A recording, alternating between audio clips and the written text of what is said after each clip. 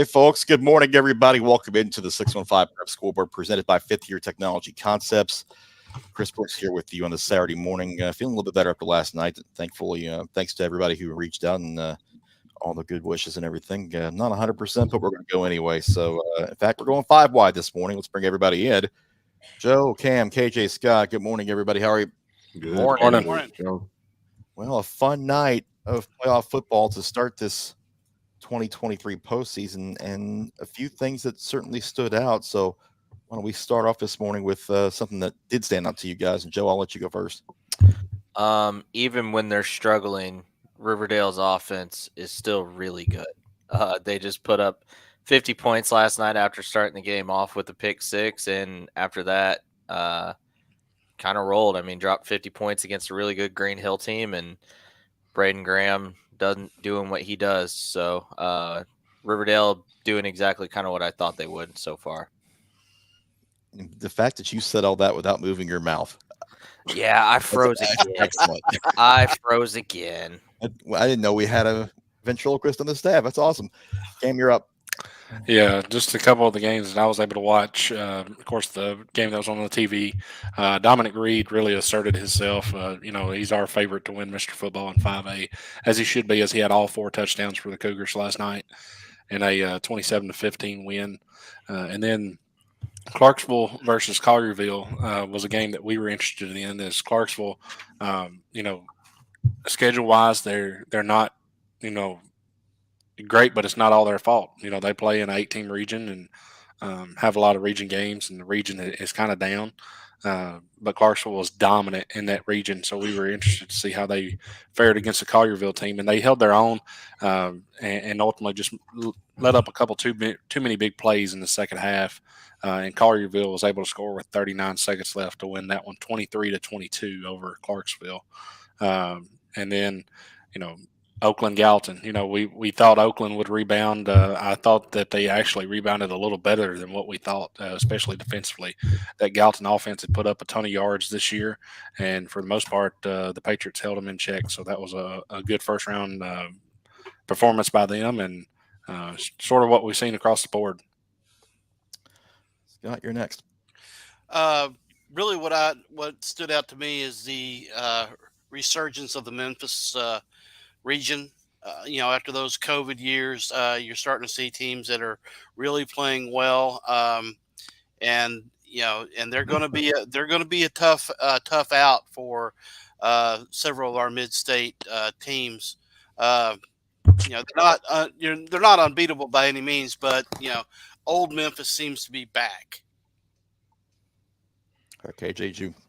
So a game that stood out to me was Rockville and Mt Juliet.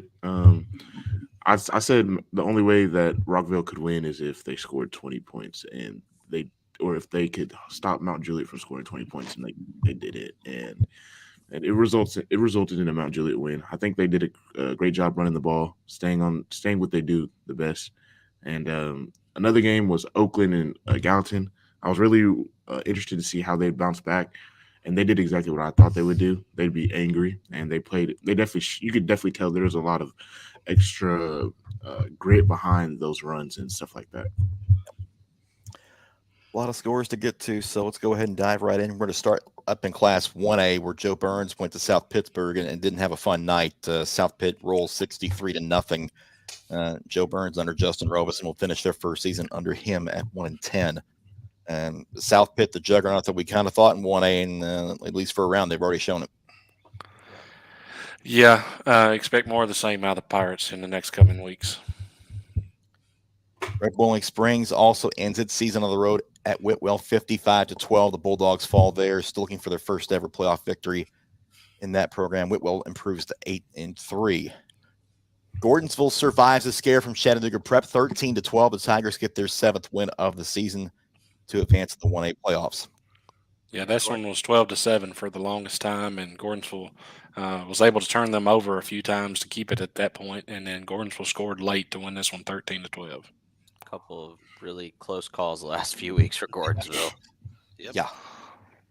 So the second round breaks down like this. Clay County will travel to South Pittsburgh in round number 2, while Gordonsville will host Whitwell next Friday night. Yeah, Gordonsville at home has been able to win those close games. They may have to do it again against the Whitwell team that put up 55 last night. Yeah, the teams in our coverage area, Clay County's just outside, but we'd still kind of cover them a little bit. So both of those teams definitely have their work cut out for them this week. Over in Region 5 and 6, Eagleville played their way in last week, and they play their way into the second round, 37-6 over West Carroll. The Eagles now improved to 7-4 with that big win. Yeah, Coach Walker's group's playing maybe their best ball of the year right now, and that's what you want going into the playoffs. Yeah, it's a big night for Marshall Spann. He gets 4 tackles on the pick. Alex Bryant, 6 tackles. Elijah Ferns, 5 catches, 132 pair touchdowns. So a big night for the Eagles. They're present for winning that one. They trip to Moore County next week because they resume their region rivalry there. Collinwood with a 37-7 win over McEwen. They'll travel to McKenzie, who had no trouble at Cornersville.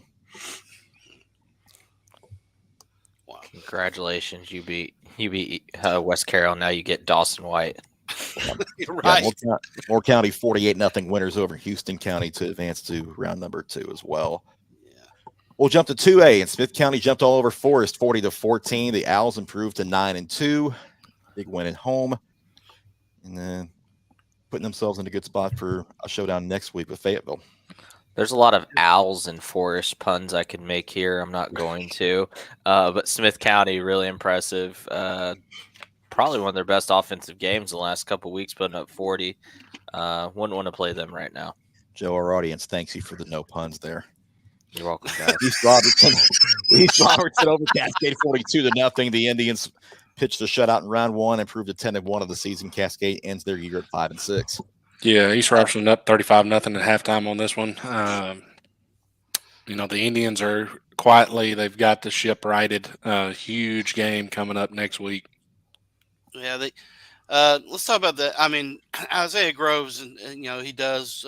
He did what he does, rack up lots of yards and touchdowns. But let's talk about that defense for a second. There's another Groves, Zach Groves. He came out. He had 3 sacks, 2 tackles for loss, a pick. Cade Brooks, a 27-yard pick, 6 and a block punt. This defense, this is what they've needed. If this defense can play as well as their offense plays, this East Robertson team is very, very dangerous. Yeah, Isaiah only had 10 carries, 177 yards, 2 touchdowns. Yeah. Westmoreland's season ends at Marion County 21-7 as the Eagles fall on the road in round 1. Marion County still unbeaten at 11-0 with the win. That's a respectable low score for Westmoreland because that's a very, very tough Marion County team, especially having to go there. Yeah, the Eagles fans will tell you this is deja vu. They've been to Marion County several times over the last few years with similar results. Defensively, they've been able to keep games respectable, just can't find enough offense to win them. Yep. So Fayetteville travels to Smith County, and East Robertson hits the road. They'll go to Marion County next week in round number 2, guys. Some interesting second-round matchups here.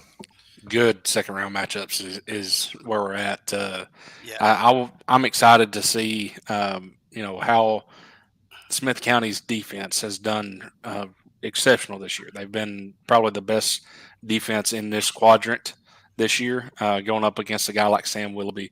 It's a little different going up against a guy like that than instead of going up against a guy like Isaiah Groves.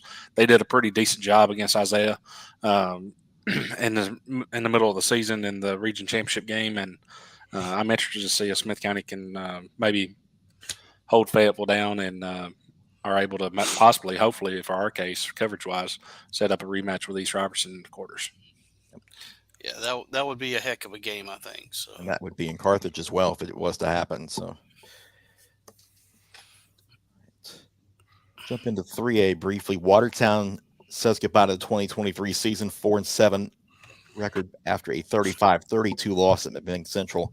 Good effort for the Purple Tigers, but just came up a little short.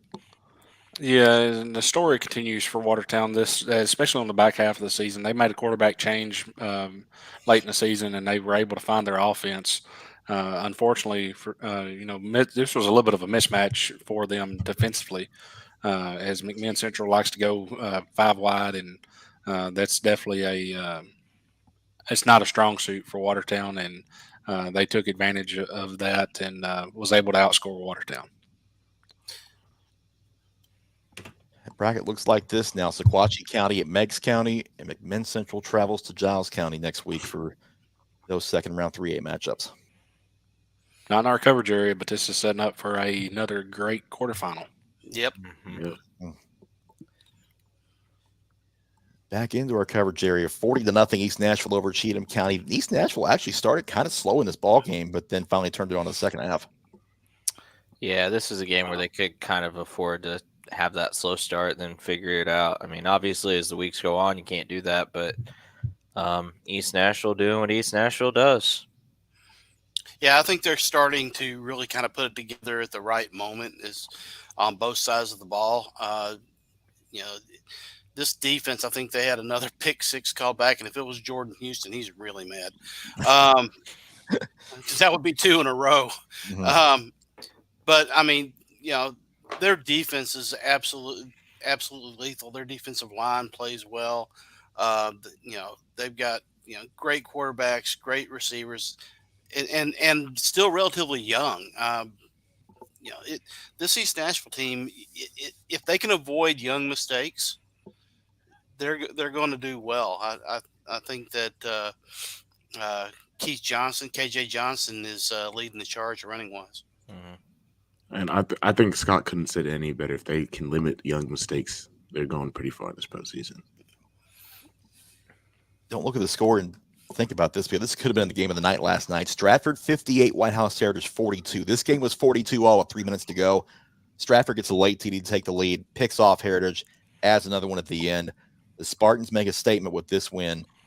It improved to 6-5. Yeah, the INT was a pick six, so that wound up being the difference in the game. But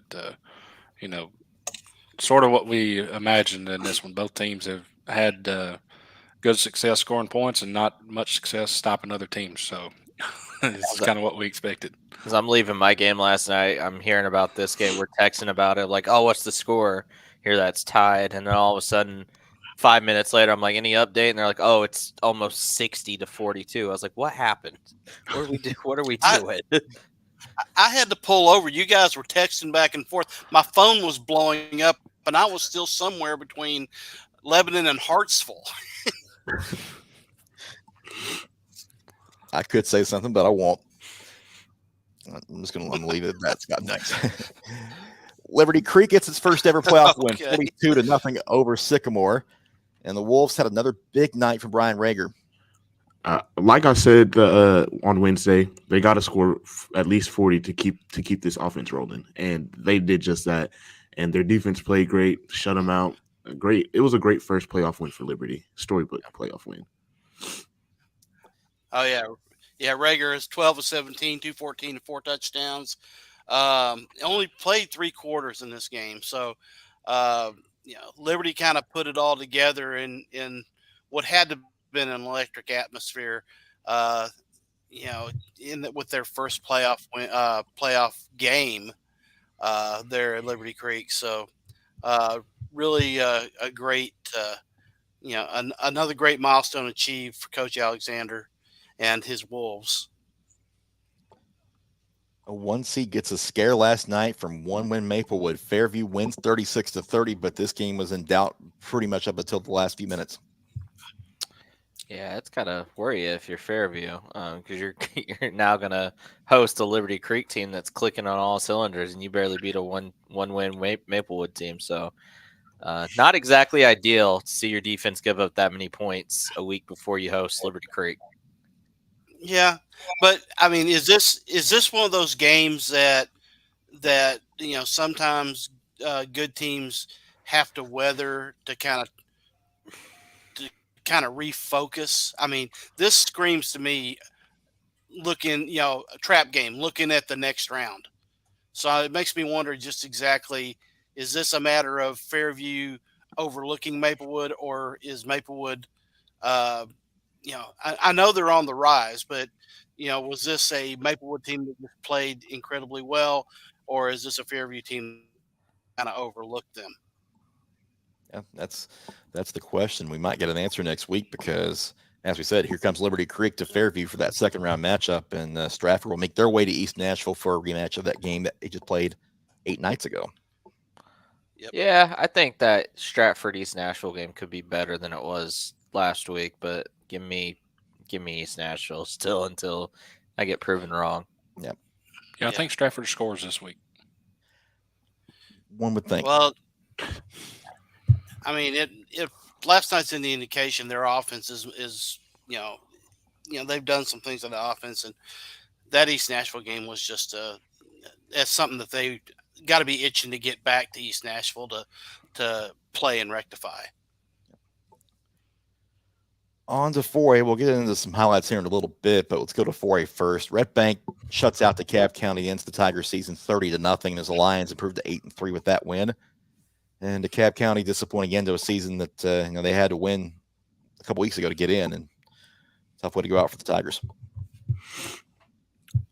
Rough.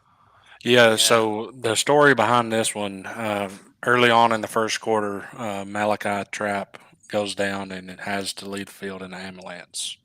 Oh my gosh! So that's prayers out to him and that Tiger program, and ultimately, from what I got after that, the Cab was able to move the ball, but there was just too much speed for Red Bank for them to score or to limit Red Bank from scoring. Yeah, he's a very, very large part of their offense. He's he moved to primary running back. He's a great receiver, and to lose him, that has to have a devastating effect on Coach Trapp and his offense. Yeah, certainly our thoughts and prayers out to them, and hopefully that Malachi gets better very, very soon.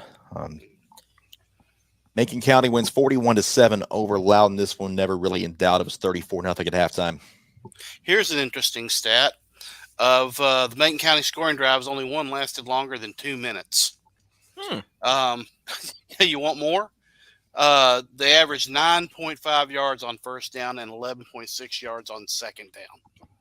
That is how dominant their rushing offense was. Yeah, we talk about teams getting refocused. Did that Stone Memorial game refocus this Tiger program? Possibly. Yeah. I mean, score says yes. Yeah, and at a very good time too, because now they're going to Red Bank next week to take on the Lions there. Stone Memorial and Upperman is it's not quite a region sweep for Region 4, but they get 3 out of 4. Yeah, and we talk about teams wanting revenge, and Macon County is going to want revenge for that 27-20 loss. I believe that was the final score last year. I know it was a 7-point game. So they're going to want revenge there, and Upperman versus Stone, it's another one of those matchups that will be different than what it was the first time. Just trying to talk long enough so y'all can get your giggles out. I know how to get to Scott, I think. Joe just comes out like Magic 8 Ball. Score says yes. Gabe Borders he had a big game last night though. 150 total yards and 3 touchdowns. Zach Borders had 2 touchdowns on the ground. So yeah, man, that Macon Upperman potential in quarterfinals. Yeah, I think Macon wants that because they were so close, earlier in the season, only losing by a touchdown that they're itching to get back there and get another shot at Upperman. Joe, you want to go to Baxter? Cost me a pick. I picked Macon in that game and they lost. So 3 of us on the screen's been to Baxter a few times. Mm-hmm. I've driven past there. It looks nice. Yeah, I usually drive through there if I'm going east, but got a nice Love's Travel Center there. Yeah, right next door, not too far away. So easy stop for anybody that wants to go to Baxter for the third round. Well, let's move on. Let's go into the other side of 4A. And Pearlcone things last night, 42-2 over Lexington. Fibers just keep on rolling, guys. Yeah, so I just saw this. Javion Kennard, 3 carries, 134 yards, 2 touchdowns. Yeah. It's a good night. It's efficient. Three is the magic number because Keyshawn Tarleton, 3 for 5, 112 yards and 1 touchdown.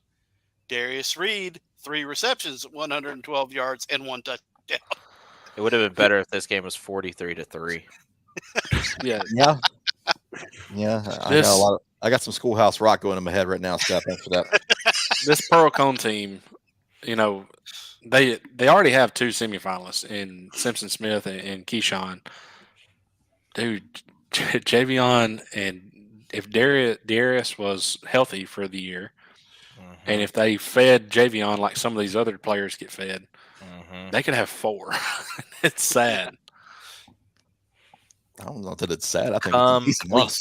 Complete. They are one of the most complete teams. Yeah. I don't think that's wrong at any stretch of the imagination. They get it done on both sides of the ball. I love seeing what they do. Yeah, they're the reason that Alcoa don't play up. Look. So here's the thing. And I may be proven wrong at some point, but when do they get tested on this side of the bracket? You could possibly see a test in the semis, possibly against Haywood, maybe. If Cordero Walker was at Haywood, I'd agree with you. I'm not saying that they're gonna lose, Joe. I'm just saying. Cam's just saying that the starters may play more than 3 quarters. We need to get the definition of getting tested out there, because to me, getting tested is somebody staying within 28 points. Yeah, and honestly, if I'm Coach Brunetti, I'm wanting my starters to play a whole game before Chattanooga. Yes. Which I think they probably will if they play Marshall County again. I could see that. Yeah. But man, they're like playing on rookie mode right now. Yeah, right. It's about the best. That's the perfect response right there, Joe. 11-0 for the Firebirds. Lexington finishes 4-7. Station Camp gets on the road and gets a win at South Gibson, 24-20. The Bison knock off a higher seed. Yeah, what a win by Coach Bain. Scott, you gave him a shout out a couple weeks ago for coming in and taking that job late in the off season, and what a job he's done getting the Bison to the playoffs and going on the road and knocking off a higher seed. Great win for Station Camp, but unfortunately they get the team we were just talking about. Well, yeah, what a fun bus ride home though, right? Oh yeah. I mean, if you're gonna go that distance, come home with the win. I love this team. I think this team is a fun team to watch. They are tough. I really do think that they're a good team. But yeah, Cam, you're right. Show the bracket. Well, we got one more. To go through, because White House nearly pulled off an upset too. 29-22 loss at Hardin County. Blue Devils hang on there. Yeah. I believe Hardin County scored with about a minute to go to take the lead in this one. Yeah. So I mean, it showed that this region is really deep. You look at, it was almost a sweep, wasn't it? Yeah. Yeah. So this was the only one that wasn't. Yep. I refuse to take this as a loss in my picks this week because they didn't lose; they just ran out of time. Yeah, that's what we say. Yeah, you said that about multiple teams last night, Scott. So, I did. That is the truth. I did say that. Yeah. Let's look at that bracket. As Station Campbell travel to Pearlcone next week, while Marshall County heads to Hardin County on the other half of it. So that Marshall County Hardin County game could be fun. Oh yeah, Silas Teed. You talk about quarterback matchup. Silas Teed against Carter Smith. That's good. That's good stuff right there. Yeah, I could see a lot of points in that one. Yep. Yeah, for sure. Let's hit up 5A, and Hillsboro, unfortunately, their season ends with the 6-5 mark, 41-7 loss at Shelbyville. Shelbyville 10-1. Yeah, I think the Hillsboro team that Scott and I saw take on Paige a couple weeks ago is the one that showed up last night, because this score really shocked me. Shelbyville really has turned it around, I think, in the last year. They're not the team they were last year. They're playing much better ball, much more confident. Hillsboro just ran into a team that right now is rolling. Yeah, this Shelbyville team really reminds me of the 2019 Shelbyville team. They get it done. They can run the ball. They get it done on defense, and it's just really impressive to see how they've spiraled back to that old Shelbyville. Big night for Dominic Reed. 4 touchdowns for the Cougars as they win over Columbia 27-15. But another important part of this was Tanner Lee back in the lineup for Centennial. Yeah, that's big. Tanner got hurt in the Nolanville game a few weeks back, and having him is really going to help Centennial's playoff push. But Columbia, I mean, this was a game for most of the night, guys. Centennial didn't pull away until late, and then Dominic Reed doing what Dominic Reed does. I mean, 4 touchdowns. There's a reason why I've said several times he's my pick for Mr. Football. He does this. He does this. He does everything. The kid does everything. Yeah, he scored with under 2 minutes left to make this one 27-15. It was 21-15. Other than really 2 big plays that resulted in Columbia's 2 touchdowns, this Centennial defense played very well. I'm actually in the middle of watching this game. Well, not right now, but of rewatching this game from last night because I was really interested because Jamal Stewart held the ball away from Dominic Reed most of the first half, tactically, so that in the second half he could just pummel them with Dominic Reed, and that's what happened. Tullahoma shuts out Nolansville 10-0 in that first round game, and then the Knights the injury bug hit them at the wrong time, and they were out with Ty Collins, and then they wound up going to their third-string quarterback late in this one, and Tullahoma keeps them off the scoreboard. 0-0 going to the fourth quarter in this one, and Tullahoma had a punt that pinned Nolansville inside the 4. Nolansville went 3 and out, and Tullahoma was able to return the kick inside the 15, and Tullahoma scored on the first play on a run and added a late field goal by Grant Chadwick to win this one 10-0. Knights finished their year with an 8-3 mark. Tullahoma improves to 8-3, and they're going on the road to play the Paige Patriots, who have no trouble whatsoever. Franklin County 50-14. This game was over within the first couple of minutes. I mean, they were up 30-0 in the first half or first quarter, 44-0 at the half. I mean, Paige dominant. That was the first tweet I saw about this game as a score update was Paige 44, Franklin County 0, freshman and JV in. Is exactly what the tweet said. Yeah. And a good night for them to get in and get some experience. And now the bracket looks like this. It's Centennial heading to Shelbyville and Tullahoma at Paige. Do we see a Centennial Paige rematch, or does one of the other two throw a wrench into that? I think Shelbyville would be the team that could throw a wrench into it. I think Tullahoma defensively is really good. I don't know if they have the offensive pieces to keep up with Paige and really test that Paige defense. So, I think you saw it late in the Centennial Columbia game, but Centennial can't hide Dominic until the second half. They got to give him the football. You got to go. And for them to win this game, honestly, they probably need this thing to stay in the 20s to the 30s because Shelbyville puts up a lot of points and they're used to those shootouts. They've had several of them this year.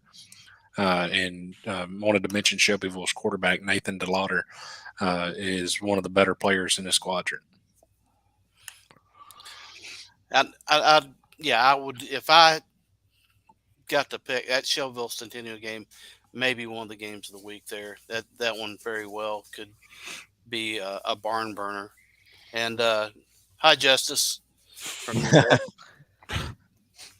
Well earned. All right. Continuing in 5A, Hendersonville goes on the road and knocks off Munford. Hey, Joe, you not called this one. Hey, look at that. Who would have thunk it? Interesting. Y'all finally decided to pick Hendersonville. You owed them after all year picking against them. Yeah. I would like it to be known that I've picked Hendersonville several times this year. Did you pick them against Brentwood? No. Did you pick them against Brentwood? Got him. Point for Joe.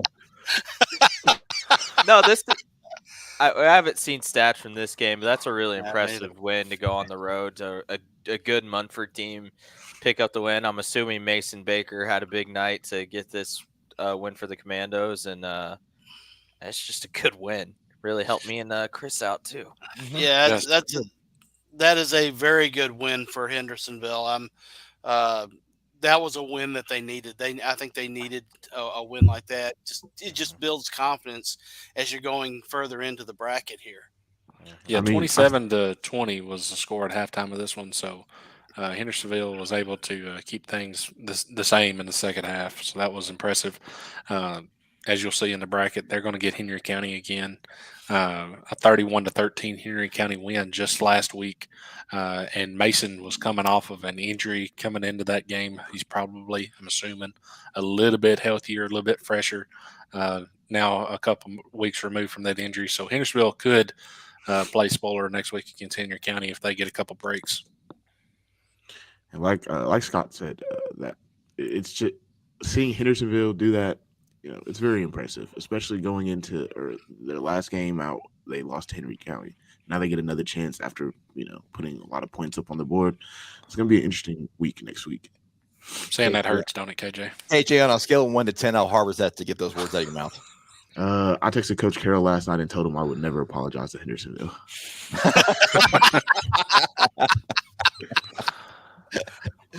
Fair enough. Speaking of your alma mater, Beach, 42-8 winners over Memphis Overton. So the Buccaneers now 7-4 with a big home win in round number 1. Go ahead, Joe. Where's your comment? You've done it every show. Still, how many of y'all's teams, raise your hand if your team's still in the playoffs?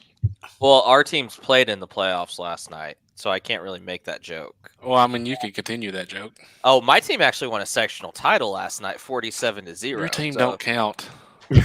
They play in a basketball state. My team will whoop your team. Anyway, really good win for Beach. KJ's alma mater staying in, unlike Cam's.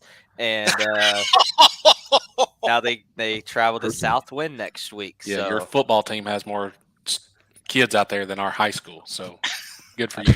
That is true. The thing that really impressed me with Beach is the way they started off slow, trying to work in the spread offense, and then they moved to the 2 H-back, and I feel like that works a lot better for them. They really get it. These, like we talked about earlier, these Memphis teams, they come in and they don't like to be hit in the mouth, and Beach did exactly that. Yeah, that's exactly the story that has to continue next week against a really good Southwind team. That Southwind team is explosive. Beach cannot afford to get down and have to try to pass the football. They have to play physical, gritty football. Try to keep it, limit the game, shorten the game, run the clock. Use your 6'3", 230-pound quarterback. Just run it straight up the middle and try to get 4 yards in a cloud of dust and try to limit this thing and keep it at lower scoring for them to have an opportunity to win. I love it that the youngest member of the team is the adult here and steered us back on the tracks. Well done, KJ. Yeah. No, you guys are good. When I see film of the Beach Southwind game next week, I really just want to see Beach running out of 12 and 13 personnel the entire game. Punch them in the mouth. That's what you got to do. And they also got it done defensively. They had a couple turnovers, one big one by Ruben Stanberry to really flip field.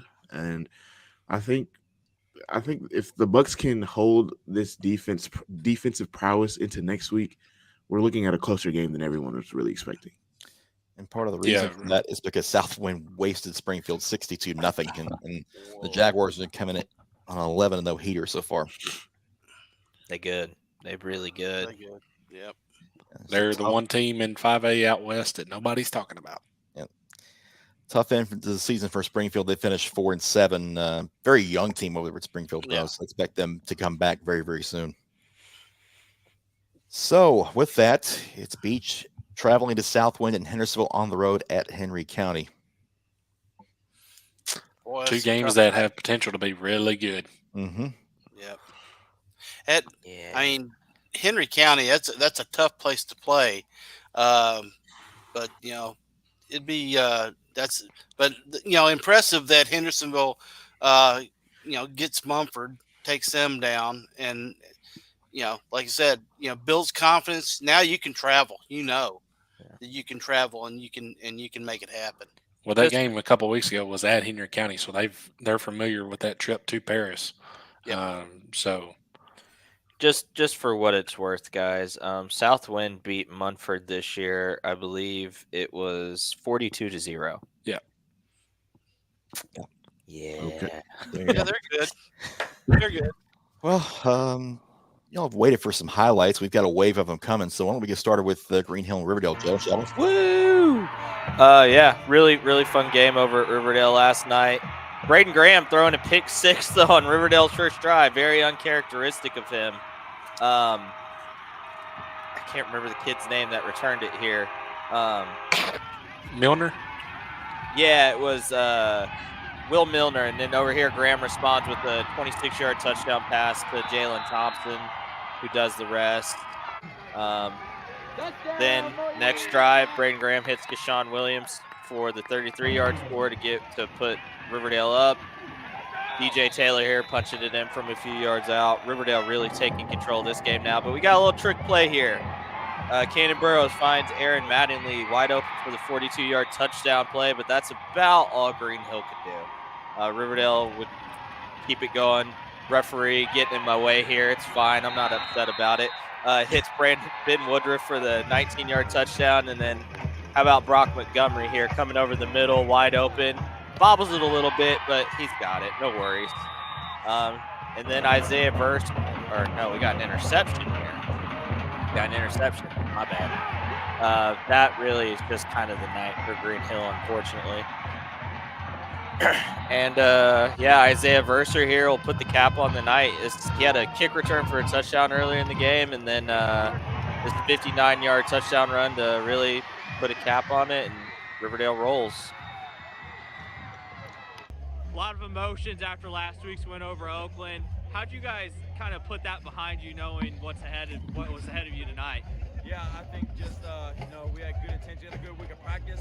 Came out a little slow in the first half. We was moving it, but that's due to me. I made a big mistake and had to pay for it. But we were able to rebound. Our defense played a great game, holding them to only 7. And, they kept off the field, limited on scoring. And then, our offensive guys, when I was struggling early, they picked me up. And we had a good run game, and receivers were still working. So we fixed it towards the end of the second quarter, and then really got it going in the third. So it was still a good game, but it just wasn't our where we want to be, obviously. But we just gotta clean up those things, and I gotta do a better job of leading. So I'll get that right going into next week against whoever we play. I'm not sure who it is yet, though. I believe you got Cookeville next week. Obviously, another important game. Do or die, but how much momentum do you carry from this game into that one now? I think just the confidence build, knowing that, last year we got put out in the first round, and then knowing that we beat a good Green Hills team up pretty well. But, Cookeville's obviously a good team, had a really good year this year. We're going to have to go in with, the right intentions. They beat Sea Gull, so Sea Gull's a good football program. So we're going to have to, be ready. Have a good week of practice. I got to study hard in the film room, and I got to be ready to go in the first half next week. Riverdale 1-0 in the postseason. Congrats, man. Thank you. No need for Cat this week. 0. I mean, he picked you guys. We all picked you. Your offense kind of brain throws that interception. He rebounds like he does. Is this kind of what you expect to see out of the offense? We just made mental errors. BG came back in second quarter. Guys, we got our minds straight. I think we're just a little shaky. First playoff game, just getting it back in the groove from the big win last week against Oakland. But, we got the job done and got the victory. Obviously, you weren't a part of this team last year when you were at Friendship, but this team got bounced in the first round last year. What was the week of practice like leading up to this game? Coach K, he's always on our butts. All the other coaches on our butts. If we lose this game, it's over. We got to hang up the pads, hang up the helmet. Our team, we took everything personal. So we just did not want to lose this game, so we do everything in our power to win. How do you carry this momentum into next week when you play a Cookeville team that's played really well so far this season? We just got to keep on doing the right things, keep everybody healthy, just keep on doing our thing, and then it's going to carry over to next week, and hopefully we can get the win. Another 50-point game tonight. Congrats, man. Yes, sir. Thank you. Coach, obviously the emotions of last week beating Oakland in such a dramatic way. You start a whole new season tonight against Green Hill. How'd you get your guys kind of focused after that win last week into tonight? I thought this week we had a good practice, but then I felt like tonight we came out a little sluggish at first, opened up slow. But again, that happens. That happens when you have a big win like that. But the seniors carried us. The seniors settled the team down, and everybody got going. Braden obviously has an uncharacteristic interception there early on. He just kind of rebounds like he does. I mean, is that kind of what you expect how to see him respond? Yeah, that's why I put him aside. I said, man, you're our leader. Let's go. Let's make some plays. You're fine. It happens to every quarterback, So he settled down and ended up playing well. They only score one offensive touchdown on you guys tonight on that trick play. Your defense really played great outside of that. Just what'd you see out of them tonight? Defense played really well. They settled down early on. I think they were a little still tense from last week and things like that, but they settled down, played well. I thought Joseph Guzman played really well. And I thought linebackers Traylon Davis and JoJo Smith played well. And the secondary, the normal, T.O., Odie, and JT, and Keyshawn all played well also. Riverdale 1-0 in the postseason. Congrats, Coach. Thank you. And what last week could really do for this Riverdale team is carry them a long way in the postseason, because just the way they came out and responded after going down with after pick six. I mean, that's what you want to see teams like this do. Yeah, it's a confidence thing. Yeah, Braden finishes with 375 yards and 4 touchdowns after that pick six. It could have been very easy for him to just kind of be like, man, I threw a pick six, I'm going to fold. Maybe that happens with this team last year where the offensive line isn't as good. Braden has his struggles. He doesn't really have the weapons he has this year. This Riverdale, I mean, they put up 50 with ease, guys, and that's not a bad defense they did it against either. So I wanted to see what they were about in person, and they showed me what they're about. I mean, if that's a bad start and you finish with 50 points, I think you'll be just fine. Yeah, as a defensive player, the coach just talked about it. Joseph Guzman, the kid, he came from Gallatin. He plays with a different chip on his shoulder. He's not used to even having a region championship. You can see that, it really is translating to the field how important this season is to him and how he's playing a lot differently than he has been these past 2 years that he's been on varsity. Riverdale now 9-2. Green Hill's season ends with a 7-4 mark, and the Warriors will get Cookeville next week. Cookeville 35-14 winners over Sea Gull. And the Stars played their way in last week, but unfortunately their stay is short-lived. Yeah, 21-14 at halftime. Cookeville come out in the second half and really asserted themselves and was able to pull away.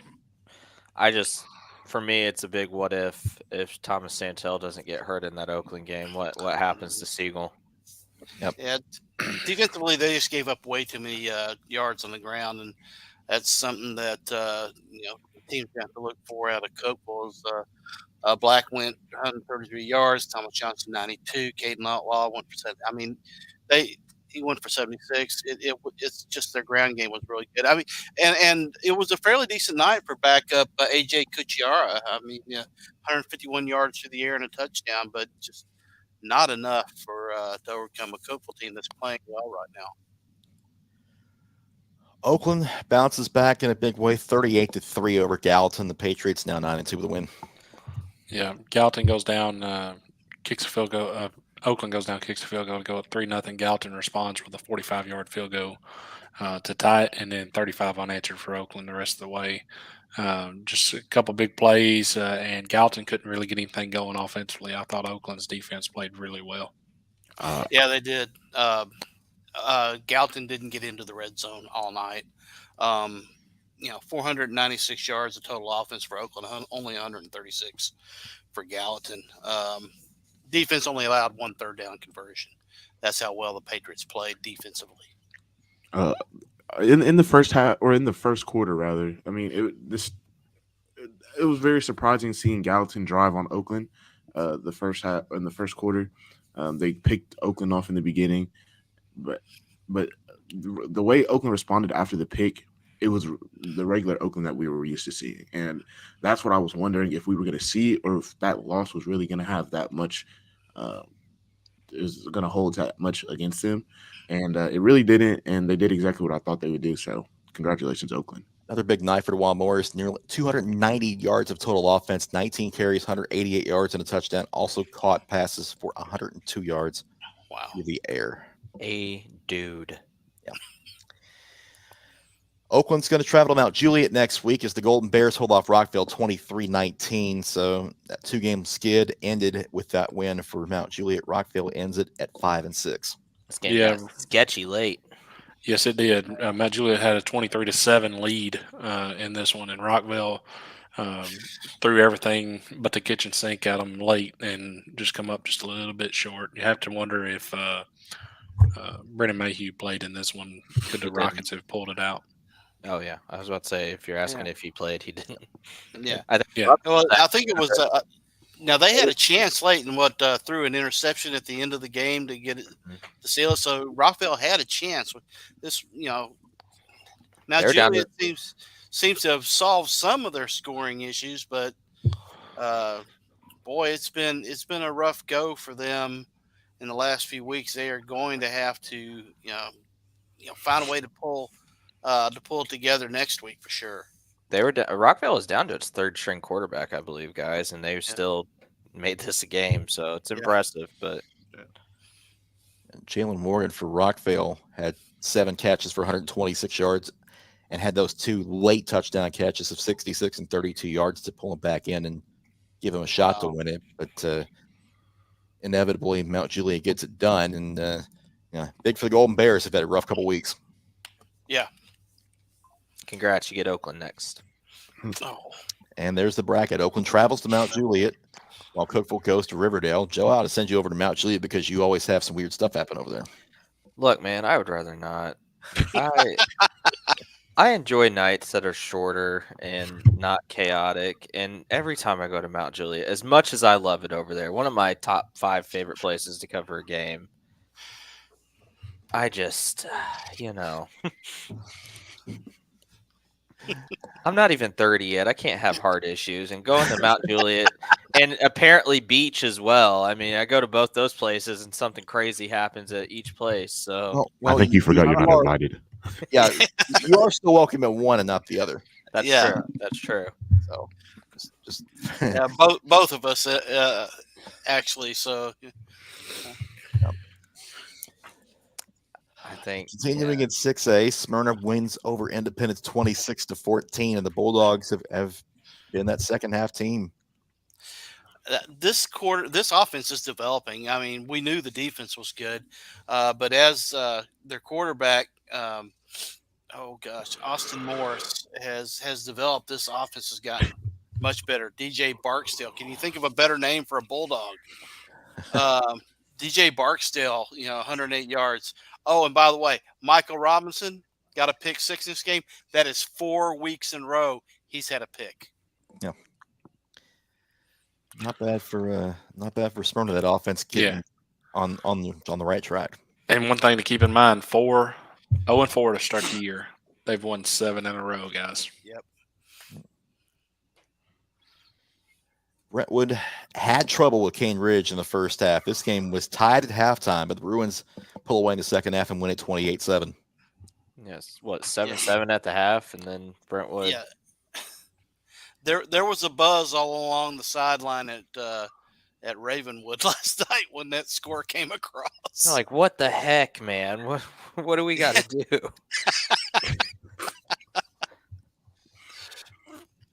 The Bruins do get it done, though, and improve to 11-0. And the Ravens, it's been a tough year for them. They finish at 2-9. A very, very young team over there at Cane Ridge that should be looking to improve next year. Yeah. Let's get into some more highlights. Had our man Calvin over at Antioch. Pick it up here in the first quarter. Summit on the move. Cooper Hall takes this handoff, cuts it in the end zone. Spartans lead 6-0 after the 2-point try fails. Another Andre Adams highlight. He eludes the rush, goes downfield, finding Andrew Cross Adams. This for 55 yards. Puts Antioch up 7-6 late in the first. On to the second. Mason McElhaney in from short yardage, and the Spartans are back out in front. They get the 2-point try that time, lead at 14-7.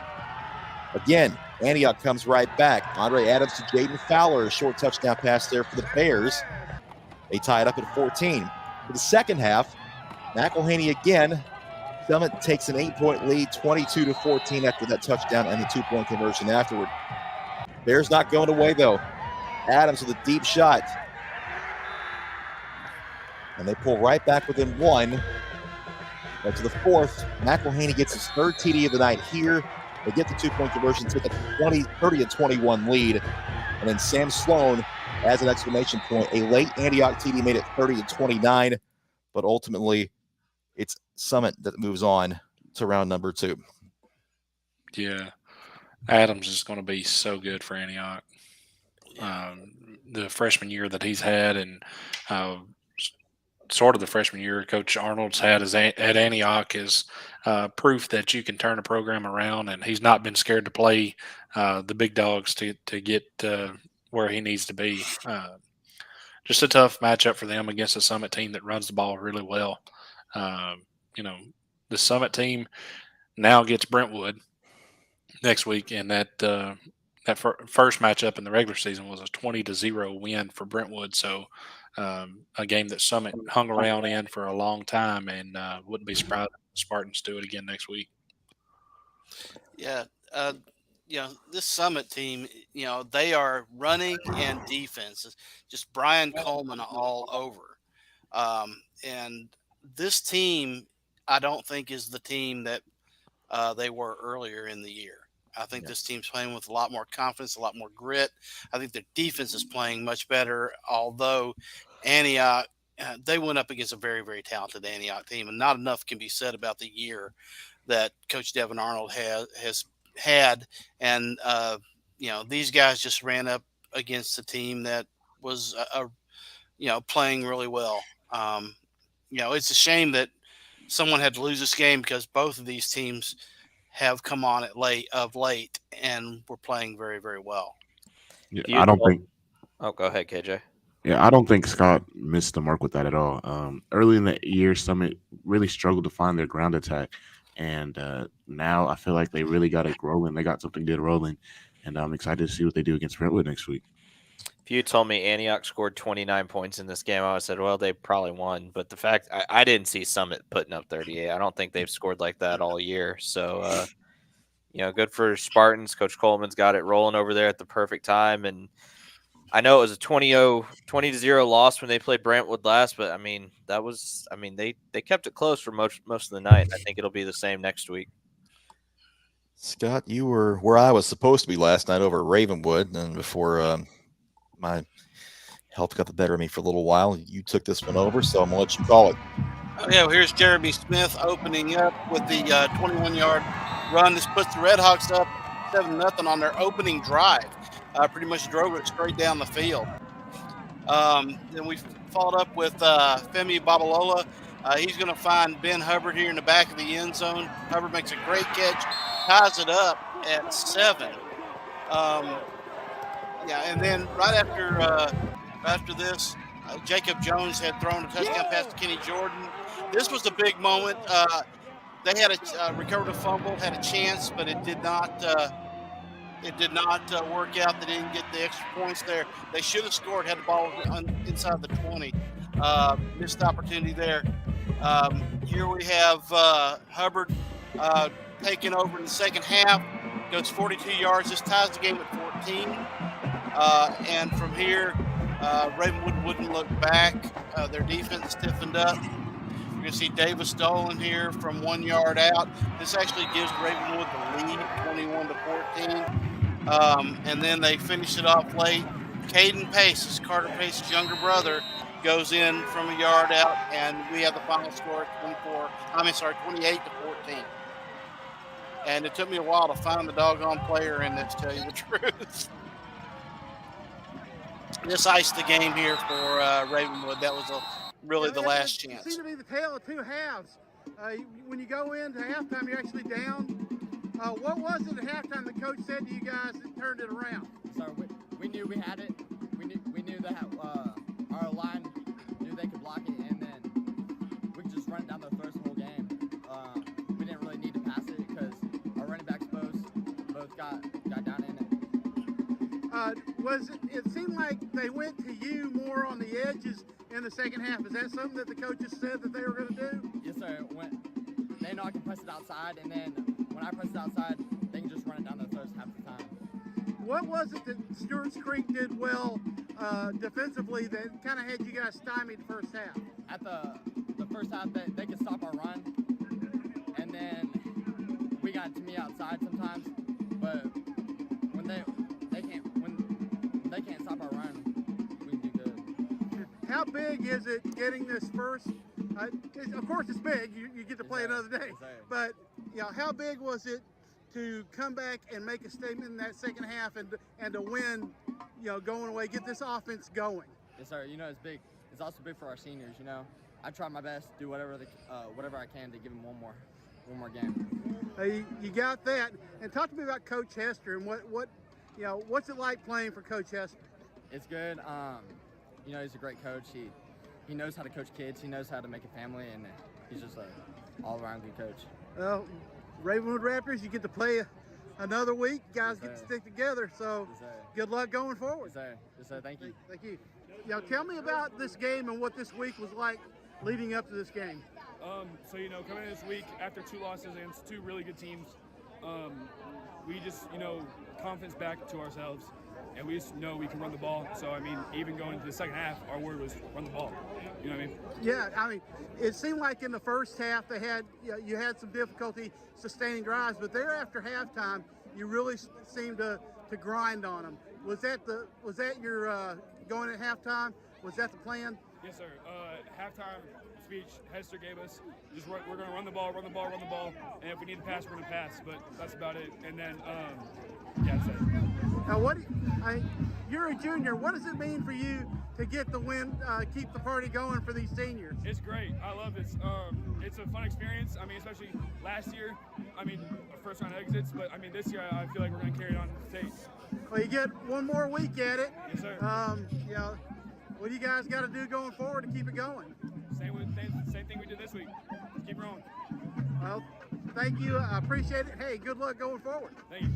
Coach, this is a pretty good Stewarts Creek defense. What was it they were doing in the first half?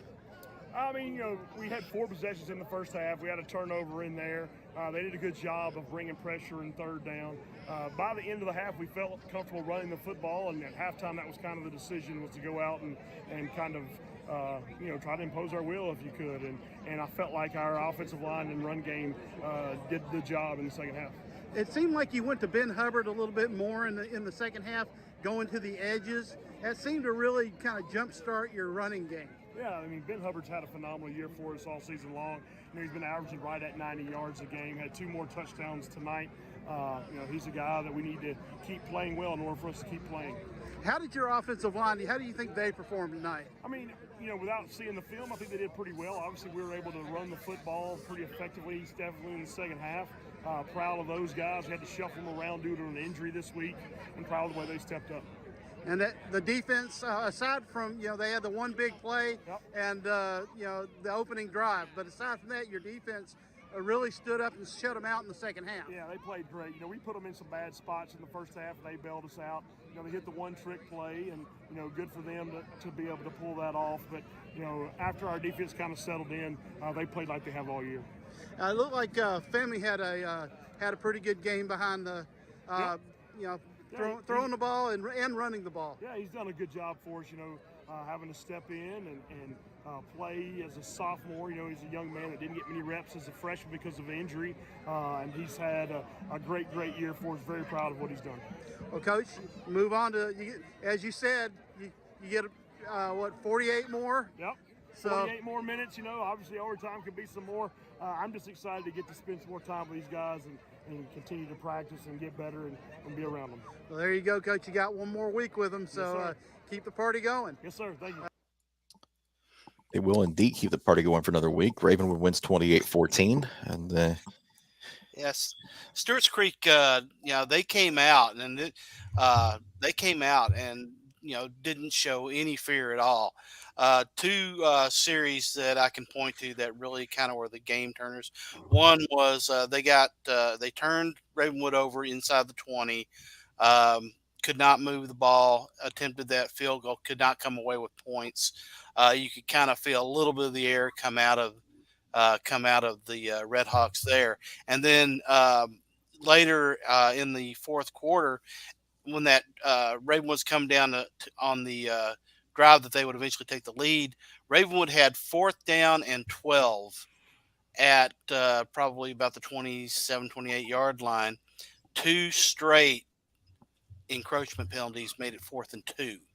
Changed the game. They get the first down on the 4th down, and a few plays later they end up scoring. Those 2 plays could have turned that game around. Stewarts Creek could not take. They really couldn't take advantage of all the opportunities that they needed to beat a very good Ravenwood defense. The Raptors are going to hit the road next week to Smyrna for that second round game, while Summit will travel to Brentwood. That Smyrna Ravenwood game is going to be quite a low scoring affair, I would think. That's actually a rematch of a game from earlier this season. I think Ravenwood won 26-7. If I'm not mistaken, that was one of the first 4 losses that Smyrna had. So, yeah, I think that team's completely different too. 28-6 was that final on September 8th. So, yeah, Smyrna will be a different looking ball club than they were back in week number 5. Ravenwood, if they can get their passing game, and I tell you, the game changed when on 2 runs, also in the early third quarter when Hubbard had 2 pretty good gains on sweeps before he gets that 42-yarder. When they start testing the edge, if they can continue to work the edge, that opens up the middle for their running game. If you were with us earlier, you caught us talking about this one. Clarksville led late, but Collierville comes back to stun them 23-22 and end the Wildcats' run after an unbeaten regular season. Yeah, they led this game 22-10 after a wild series of events. They had a 13-7 lead. Collierville goes down to open the second half and kicks a field goal to make it 13-10. They stop Clarksville. Clarksville pins them deep inside the 5. Then they actually got pressure off the end, and instead of just tackling the quarterback, they basically just carried him out of bounds, out of the back of the end zone. And that was a safety, of course. And on the ensuing kickoff after the safety, they return it inside the 10. Clarksville scores to take a 22-10 lead. And then it was pretty much Collierville after that. They had a couple big plays, a couple great plays by their receiver. Drawing a blank on his name right now at the moment. Wears number 4 for him. Made a couple contested catches, and then the catch late to get them inside the 5 just looked like a busted coverage and maybe a zone coverage from Clarksville. Allowed him to get open and get them inside the 5, and Collierville scores with 39 seconds left to knock off the previously undefeated Wildcats. Yeah, it's kind of weird. The starting quarterback for Collierville goes down. He's 1 of 10 at the time. Has thrown 2 picks. He's a starting quarterback. He goes out. They bring in backup quarterback Grant Troutman, who proceeds to go 4 of 5 for 106 yards, 57-yard touchdown pass, and then, as Cam said, he got that sneak with 39 seconds left. I mean, sometimes it just takes, I guess, a different player, a different point of view. But, that's a heartbreaker for a Clarksville team that pretty much had waltzed through their region. It's one of those things where Clarksville had not been in this position all year. They kind of, like you said, Scott, they walked through everything.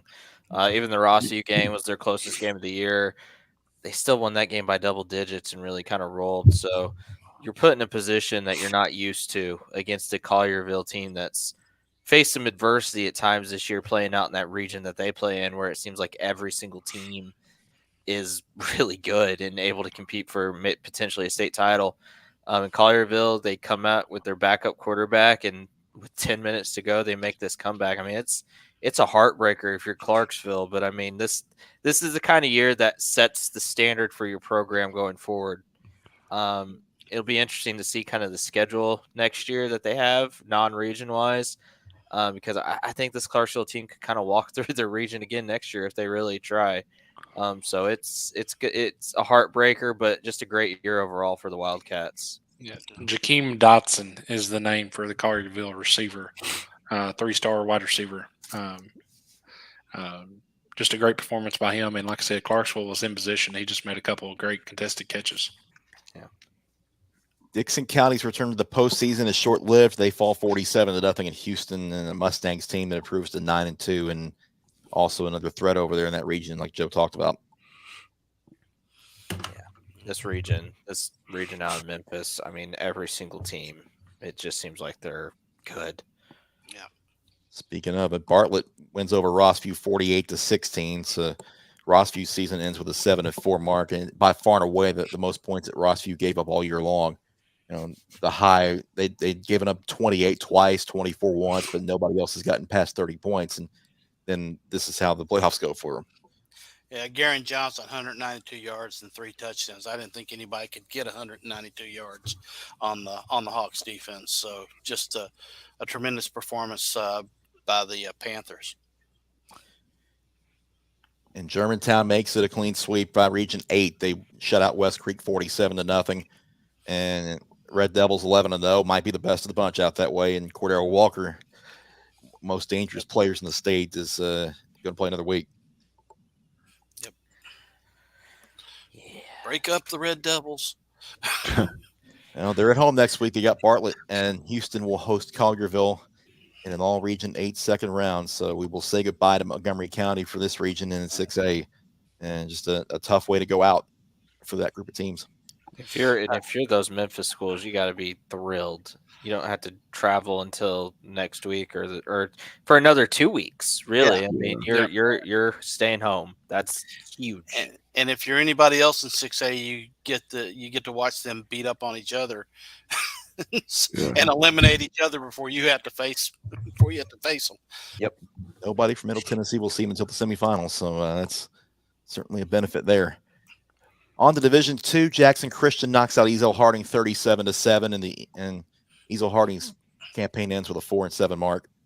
No Jalen Mosley, no problem for Jackson Christian. They still got plenty of weapons. They got a really good quarterback too. So, a good year for Ezel Harding. 4 wins this year after, in a program that is growing. It's one of the smaller programs out there.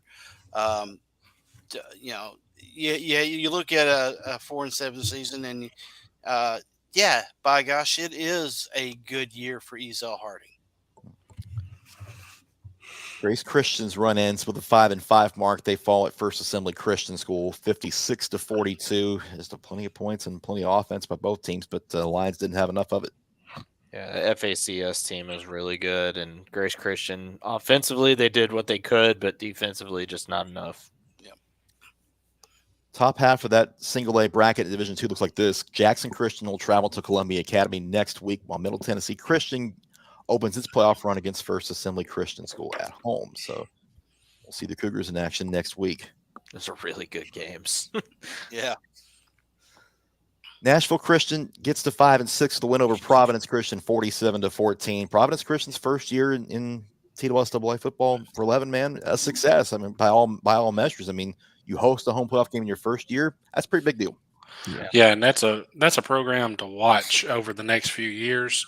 They will continue to play at MTSU next year for their home games, but they do have land purchased across the street from the school. Baseball field is actually being completed as we speak. It's pretty close to being near finished, but they are also putting in a turf field with the track around it and all that good stuff. There is big money there, and with these private schools, a lot of the times big money can attract big-time players. No shade thrown towards a particular school, but, yeah, Providence could definitely be a team to watch over the next 4 to 5 years. Well, Jared Curtis, another big night. 278 yards passing, 2 touchdowns.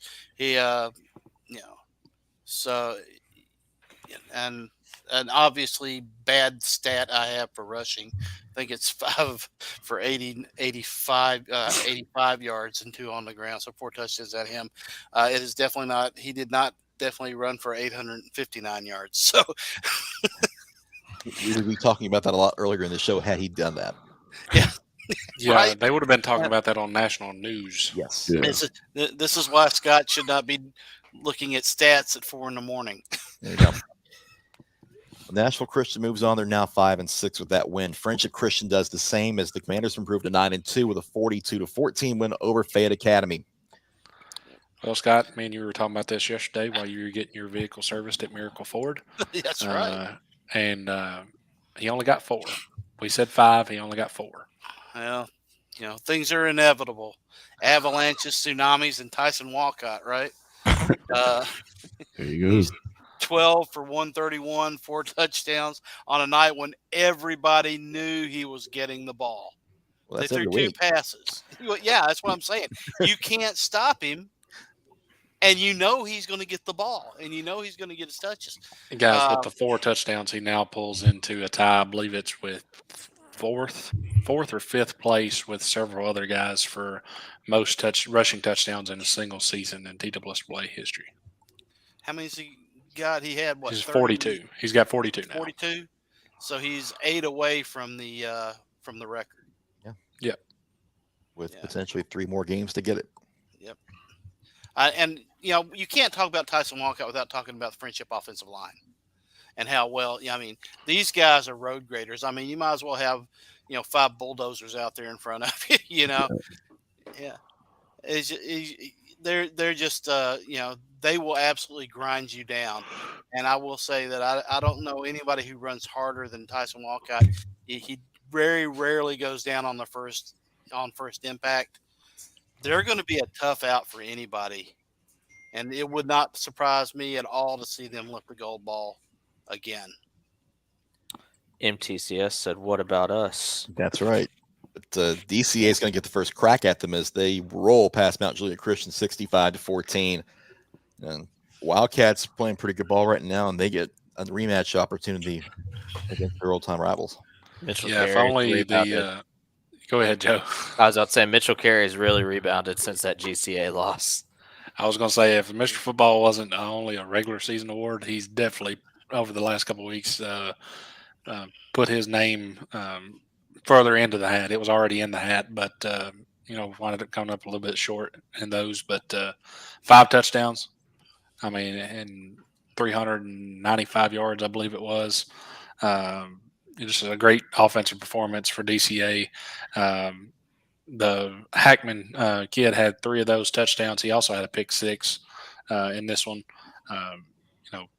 DCA scored 65, but hopefully at the end of next week, they're not kicking ourselves, hoping they could have waited and scored some of those next week. Yeah, they don't carry over. But, we talk about offense. The DCA defense only allowed 68 yards of total offense. They turned the Saints over 4 times, as Cam said, had the pick 6. This DCA defense did not allow a 3rd down conversion in this game or a 4th down conversion. So, along with offense, their defense is playing pretty good right now.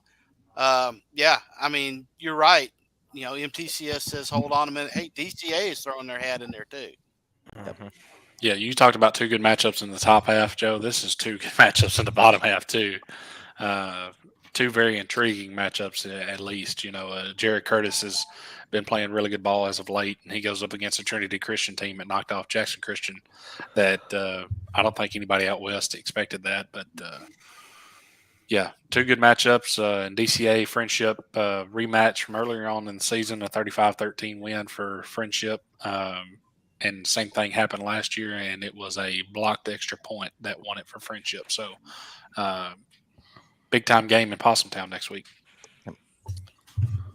D2AA BGA's season ends with 5-6 record, 41-13 in Los Angeles, and Wildcats about the first round of those playoffs. Los Angeles will move on to play next week. Davidson Academy 49-27 winners over Chattanooga Christian. This game was a little closer. Yeah, this game was a little closer than the score indicates.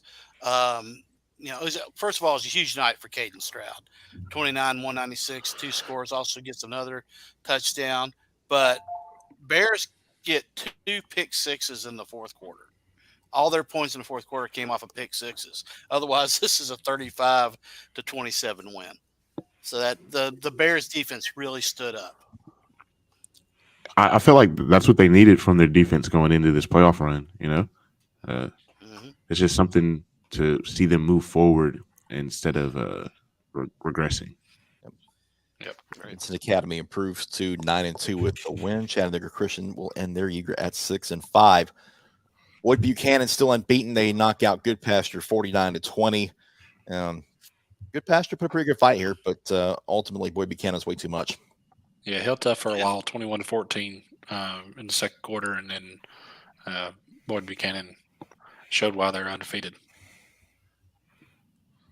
Hope Preps run comes to an end with a 3-8 mark. They lose at North Point Christian 49-24. Unfortunately, a long way to go for the Knights to see their season come to an end. Elijah Robb with a great year, but just way too young of a team to really get much going this season.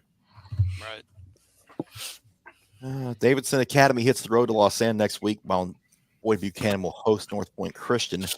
And that might be the furthest anybody goes for a while in the postseason, as North Point Christian is actually just across the line south of Memphis and Mississippi, but they are a TWS away school. So, wow, long road trip coming for them. On the let's see, other half of the AA bracket, CPA, no problem with CAK, 42-6. The Lions now 10-1, a strong opener for CPA in the first round. They're peaking. If it's a November CPA we keep talking about, that may have finally shown up. Right. FRA 35-7 winners over Silverdale, as the Panthers now 10-1, and they're going to have a home game next week against Knoxville Webb. As Knoxville Webb knocks off ECS 34-7. CPA hosting USJ. USJ a 34-21 winner over Lakeway Christian. Can we see a FRA and CPA rematch? Oh, you definitely could. It's possible. It's going to be a more interesting matchup for FRA to get there than what we probably expected. But yeah, FRA can't look ahead. That Knox Webb team is really good. They got Marquise Barrett, Vandy commit. Kind of does it all for him. He's really good. I mean, this Knox Webb team is really good. We'll wrap up in AAA as Brentwood Academy gets win number 2 in the year. They go to Briarcrest and dominate 43-14. BA with a big night and badly needed one. George McIntyre and Shavar Young just balled out last night, guys. Yeah. McIntyre 23 of 31, 301 yards, 4 touchdowns. Shavar 92 yards receiving, touchdown. They needed this game, but more than that, their defense needed this game. Their defense actually, holding Briarcrest to 14 points. That's a shot in the arm for a defense that had been struggling. Yeah. When they went to Father Ryan, they did struggle a little bit. So seeing them come out with a different outcome against the Saints is very impressive going into this postseason. The only team that played on this half of the bracket last night, they will travel to McCauley next week in round number 2. NBA travels to Ensworth in a second round game, as both those teams had first round byes. That McCauley BA game is real interesting for the simple fact BA kind of gave them a game when they played earlier this year. And right now you got them coming off a big win. I mean, I still would probably pick McCauley in this game, but would it shock me if BA won? No. 29-15, I think was the score. Yeah. And McCauley, they took a hit. What was it, last week or week before? And you don't know, where necessarily their head is at. So if Brentwood comes in and plays a game they're capable of playing, I'm with Joe. I wouldn't be surprised to see them walk away from this one. And we talked about D2 AAA and how wild it is. That's a state championship quality matchup there in round 2. And looking at that NBA Ensworth matchup, Joe, I don't think that's going to be quite the same matchup that we saw earlier in the year. Take the under. Father Ryan's year is over at 4-7. They lose 37-14 at Knoxville Catholic. And Father Ryan's season that started with so much promise ends in just the wrong way. Yeah. Is Becker still out? I don't know. I don't think he played last night. I watched a little bit of this one on NFHS, and I don't think it would have mattered. Their defense couldn't get a stop last night. They could not stop the run at all. But it seems like since he got hurt, their offense hasn't been quite the same either. I mean, I know Crump had 162 yards passing last night, but it's just not the same. It's like they can focus on stopping Crump. And forcing him in the pocket. Father Ryan dropped 7 of their final 8 games to finish with that 4-7 mark. Knoxville Catholic 6-5. They will play at MUS next week, while Christian Brothers will take on Baylor in the other part of that bracket in round 2. I think Baylor and MUS could potentially be a really good matchup, but I just seeing any of these teams knock off Baylor would be very hard for me to imagine. Agreed. That potential matchup, Baylor would have to go to Memphis. Yep. Yeah. Well, that's going to do it for us. We're out for the round one scoreboard show presented by Fifth Gear Technology Concepts. A quick word from everybody before we go. Go ahead. Yeah, it's just keep in mind. I saw at the end of the Clarksville game and stuff, I saw a mix of what should happen and what shouldn't happen from the other team, and I saw several guys go over and pick up Clarksville players, and I also saw several guys go out and dance on the Clarksville logo, and that is not acceptable at this point in stage. So just keep in mind that kids are playing their last football games ever, and be respectful of that, and handle yourself with respect and understanding. Yeah, I don't know. I don't know if I share that same sentiment all the way through, Cam. Win's a win.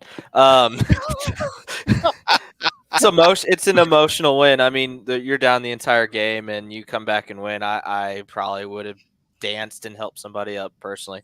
No, really good games last night. I think we're set for some massive matchups this week, and the quarterfinals are looking juicy already if things turn out the right way. So finally felt like football weather last night, and I'm all about it.